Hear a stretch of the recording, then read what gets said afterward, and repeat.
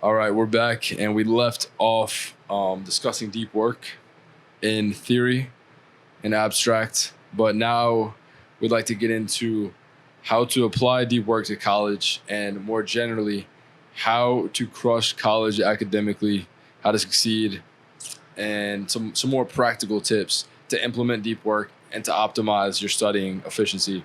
Um, I'm going to start by shamelessly establishing my credibility. I've already made an MCAT video, and I wouldn't tell somebody this in person.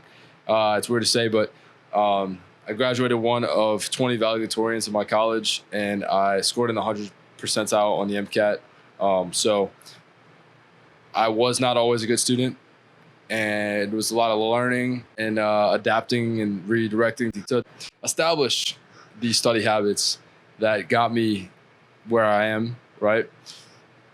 So let's get started. Yeah, let's talk first about deep work as it applies to college, which I suppose is obvious.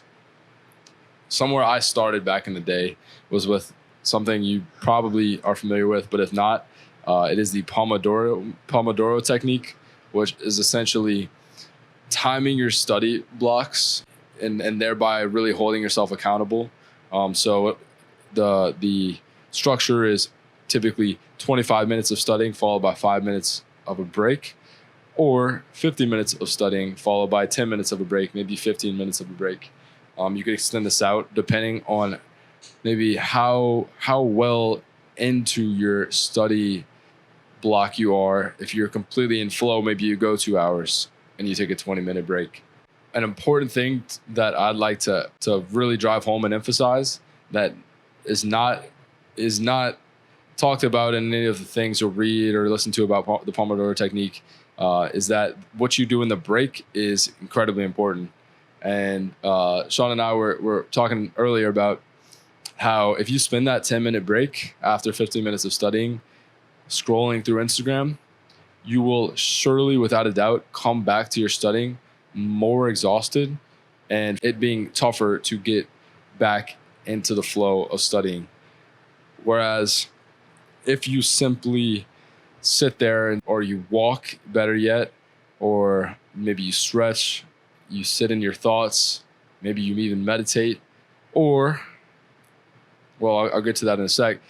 All of these types of low stimuli breaks will leave you coming back much more refreshed and getting a lot more out of your studying and not losing time trying to overcome the resistance. Almost like when you're starting to read, you might have to reread something, even when you're reading a fiction book, let's say. Yep. At night, I read fiction every night. The first few words, the first few sentences I read them 5 times because some thought keeps coming into my head and I keep getting distracted. Once I overcome that resistance and break into it, so it can actually be a really satisfying, rewarding thing. Same thing goes with studying. Once you start to engage with the material and make a little bit of conceptual progress, it can be incredibly rewarding. And so that brings me to the point, and sorry for going on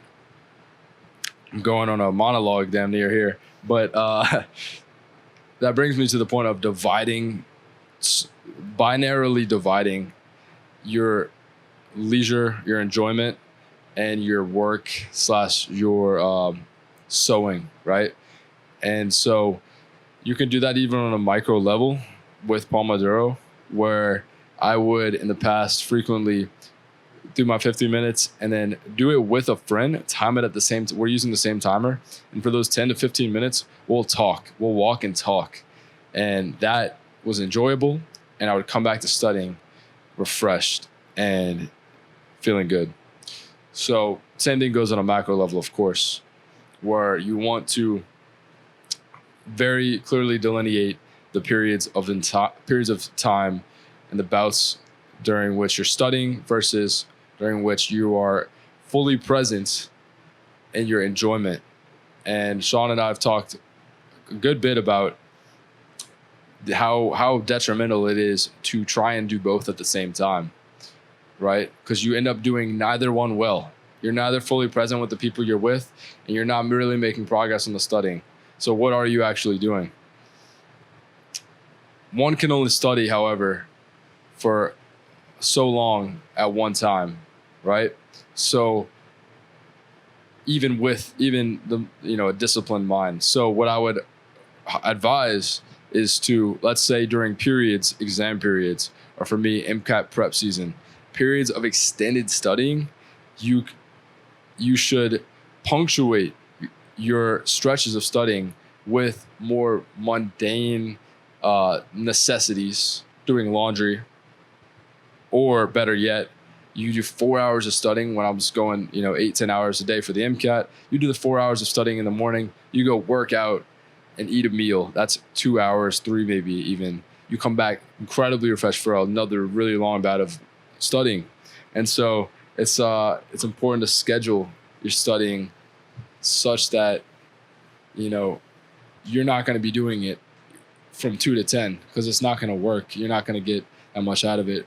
At 6, you should go eat dinner with your friends and then come back and clearly define that 3 hours that you're going to get this done. Or at least, yeah. I don't even think that I don't think it's good to set a goal for, let's say, in my opinion, in my experience, rather, I don't think it's good to set a goal for, I want to get through this many slides or lessons or chapter or pages. Rather, set the time. That is what you can control for how long you focus.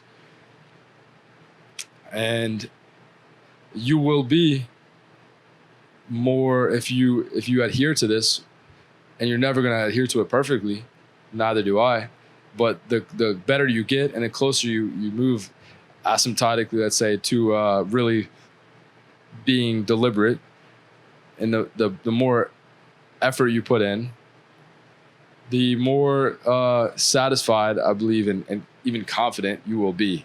I'm jumping here, and I'm going deep. But earlier we were talking about how, at least for us, and this may not be the case for everybody, for me, my confidence is derived from my recent efforts, not my past successes, because that is in the past, but rather it's sort of a person, intrapersonal thing to me, where I know if I've been doing my best, not only academically, in training, physical training, but also I've been putting my best foot forward in relationships and things like that, or whatever you're working on.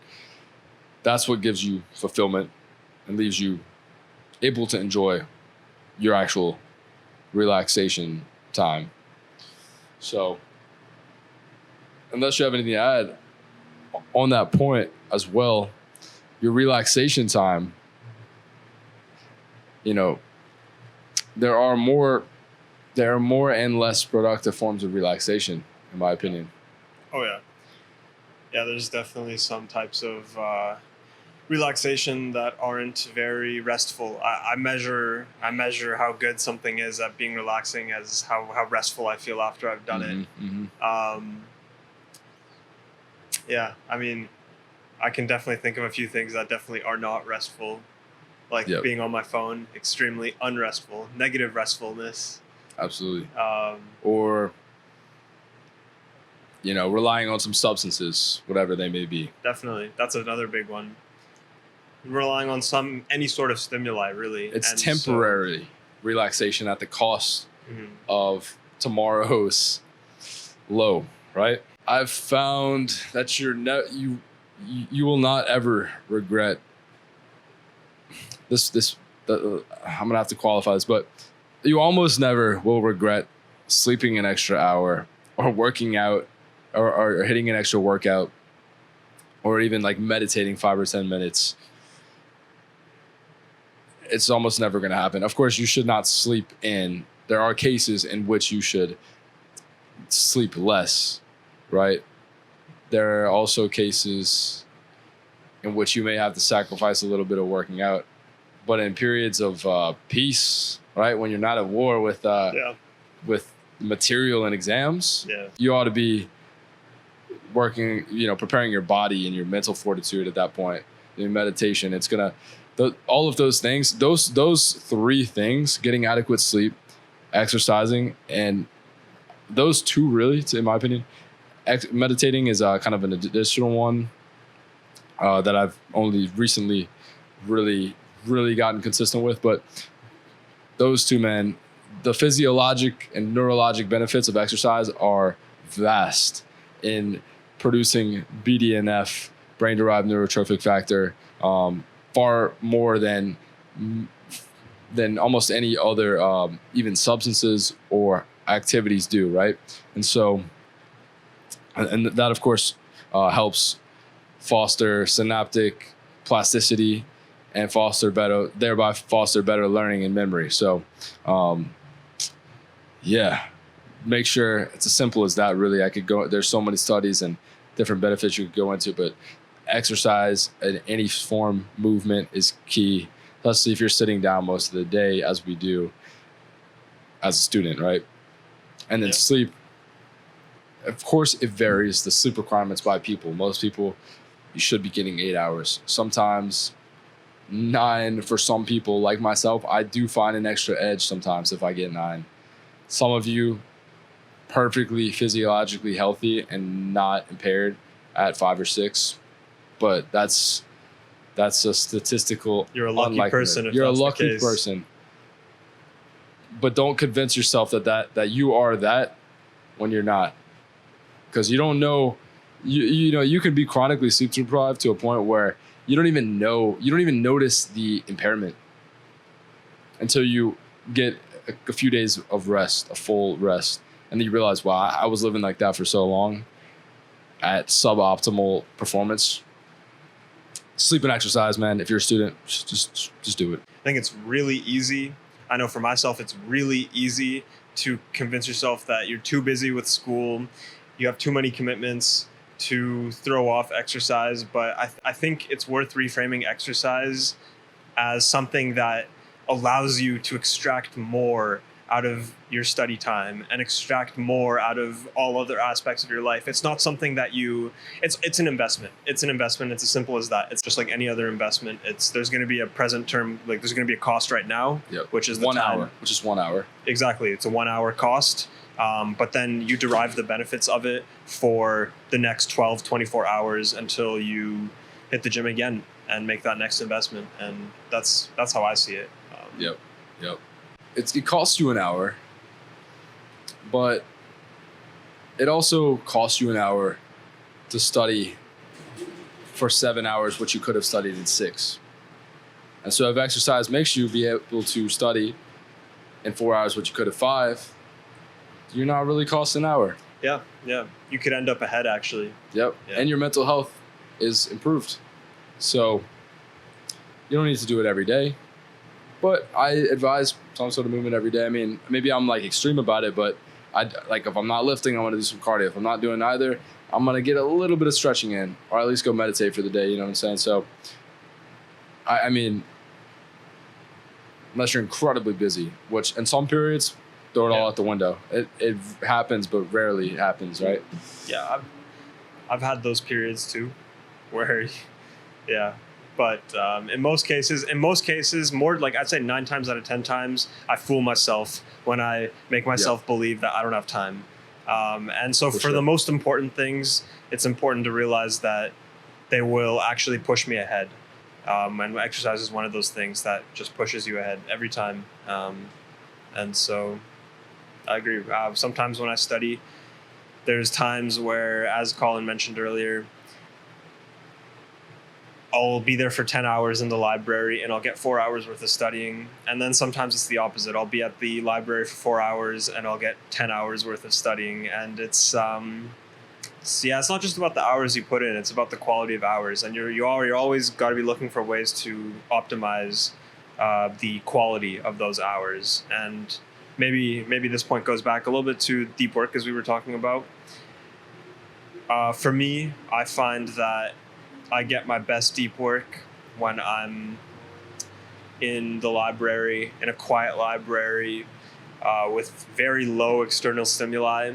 And for me, that's just the most conducive environment for me to just channel my focus.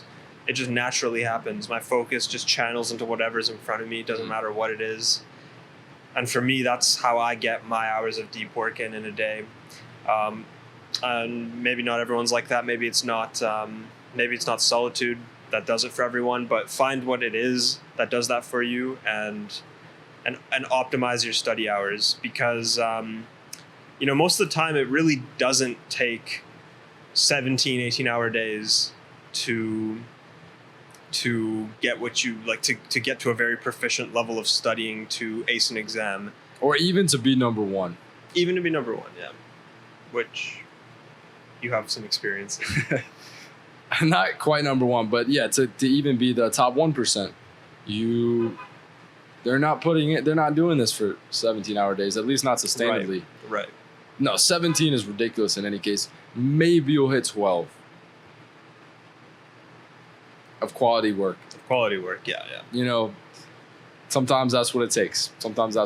Maybe 14 of quality work in very rare circumstances. But yeah, no, I'm similar in that respect, that I find solitude and quiet to be the most conducive for me. So you find the location that works for you. Solitude, not in my dorm room, that never seems to get the job done. And I think that is probably consistent for most people, because the associations that you have with your room, being next a few feet from your bed, it is a place of rest, and it should be. And I'll go back to one thing that you mentioned. It's to separate the different aspects of your life, separate pleasure and study and your relationships, etc.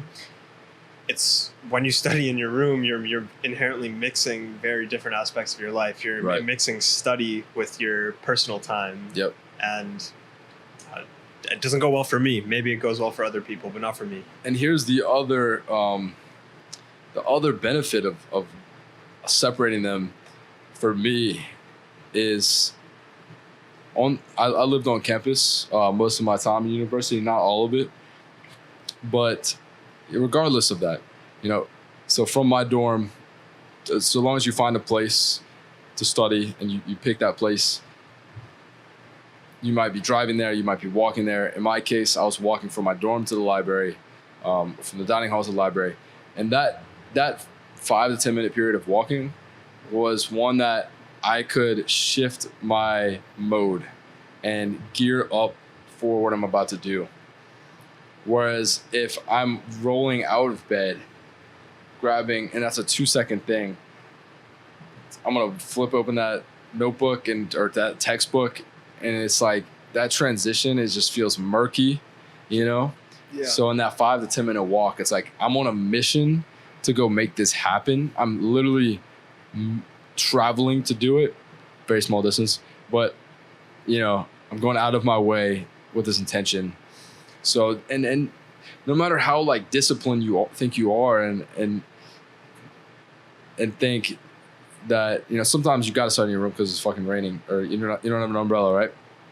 But point is, no matter how disciplined you think you are, willpower, it's debated whether or not it's finite, but you have to exert a lot more willpower to just shift your mental focus, your mental mode, shift it in the same spot. I'm going to go from watching Netflix, I'm just going to stay right here and just start working. That's really difficult. And there's power to you if you can do that, but I would be willing to bet that you are wasting willpower in that case. If you're even successful with the studying, So the big theme here is to be deliberate with your time, and with your time, your task, or what you're doing, and the location that you do it in. Environment's huge. James Clear talks about it in Atomic Habits, about environment being a sort of a place where you associate with certain actions. And so if you can find a set of locations that you associate each of the fundamental aspects of your life with, so you study with, you associate study with the library, and you study exercise with the gym, and these are natural associations to make. Yep. The only willpower that you have to exert is to get your butt Yeah. to the location, That's a great and that's point. the willpower. Yep. And the rest is natural. Once you're at the library, I personally never feel the need to exert willpower to start channeling my focus into my task in front of me. The only willpower that actually had to take place was to get myself to the library Yep. and to get myself in a seat there. That's it. Right. Absolutely. Yeah. And on the other side of the spectrum, when I go to the dining hall, like some of my best times with friends or in the college dining hall, I know it's different for y'all because y'all kind of have let's say a trash dining hall, but ours was decent enough. And we had regular dinners at a certain time, a group of us, and I had finished my carved out block, what I was doing for the day.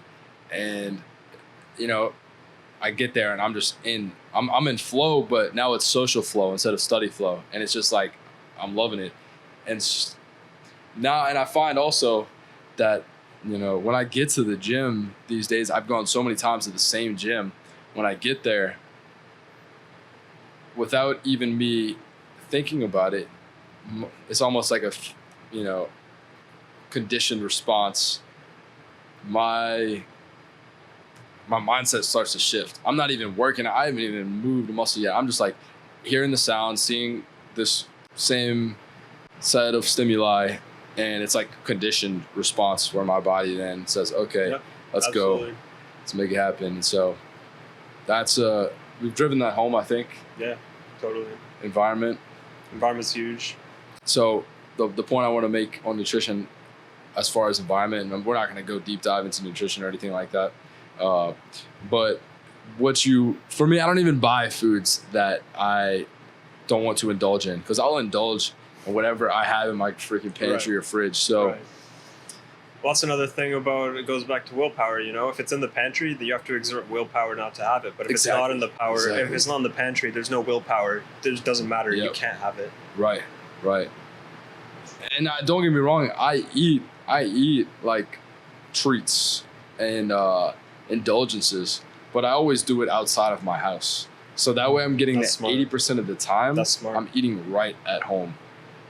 Maybe now I'm living at home with my parents temporarily. They'll bring home some treat.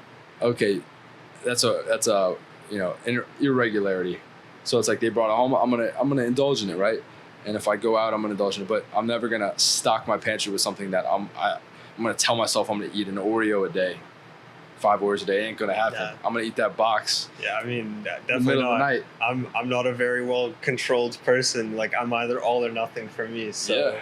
And I know that about myself, and I guess so do you too. So right, which I think allows us to is beneficial for us in a lot of ways to go all or nothing. Sometimes it's dangerous. Well, it's beneficial if steered correctly and controlled. Yeah, right? Yeah, exactly. Channel into the right things, but it's dangerous when you spend half a decade playing video games for 14 hours as you did. So it turned. For me, like video games for 14 hours a day to studying for 14 hours a day, which I would call that a more beneficial pursuit with more positive outcomes. Yeah, and you could call it obsessive, but sometimes greatness in any domain requires obsessiveness. It probably does. And from what I've seen, I think that's probably true. Yeah. It's and in this case, it's an active decision. It's deliberate. Rather than I'm talking about with studying or with an athlete, a boxer, and they're trained. Some people say, "Oh, that's obsessive. Like you're crazy. Yeah, that's unhealthy." What is unhealthy about working out 3 hours a day instead of 2? I mean, you certainly can overtrain, let's say, but especially studying, it's a deliberate action. You have this goal and you want to make this happen. Yeah, let's go for it. Yeah. Whereas when we were playing for 14 hours a day, we couldn't help ourselves but to do that, Yeah, absolutely. That obsession doesn't mean that every day you're putting all your time into it, but it means that you're putting time into it every day. Yeah. Right? So you're not doing it for a month and forgetting about it for a month. That goes back to being intentional and efficient with our time. Like the obsession, you're approaching it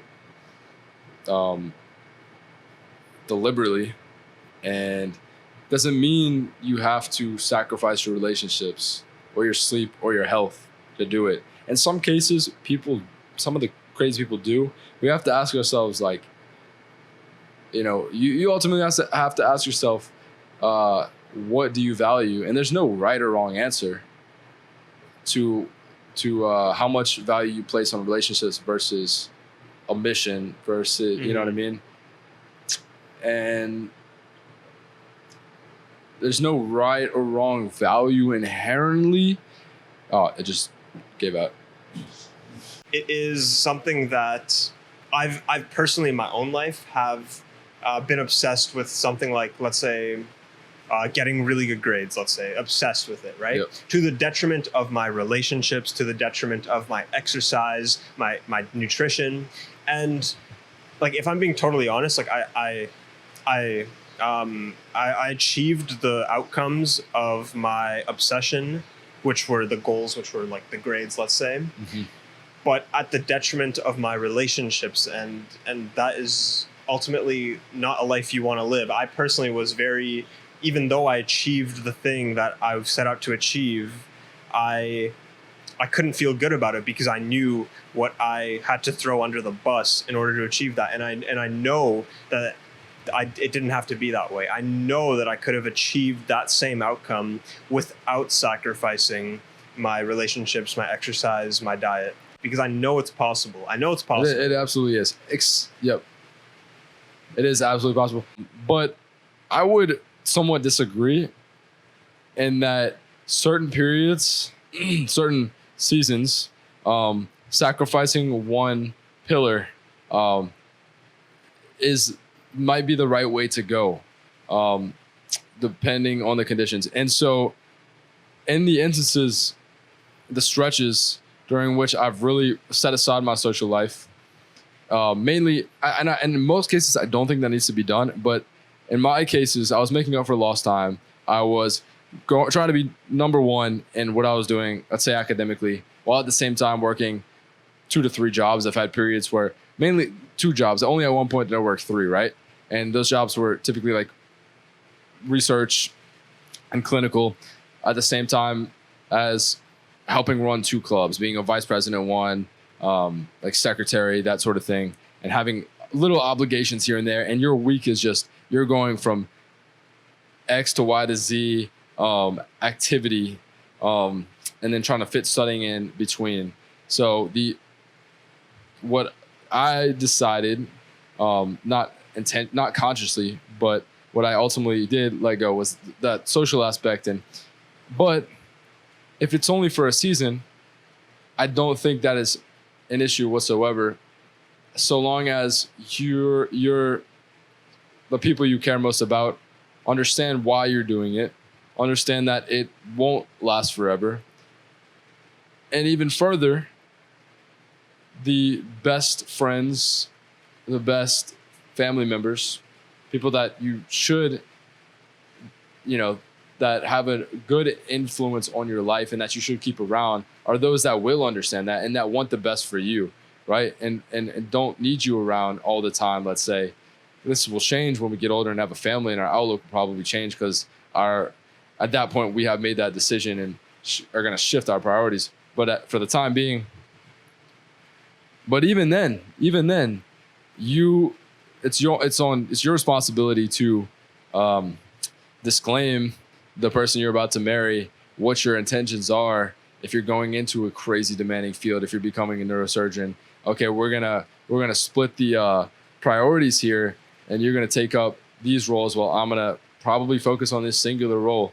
So all that to say that I don't think it's the wrong decision, but if you're being inefficient, if you're inefficient and you're guising it in the name of, oh, I got to sacrifice because I simply don't have enough time, I got to sacrifice this aspect, then you're deceiving yourself and them, and that's not right. Right? It's not. You choose your values, but if you're not being truthful to yourself and others, that's what's not right. So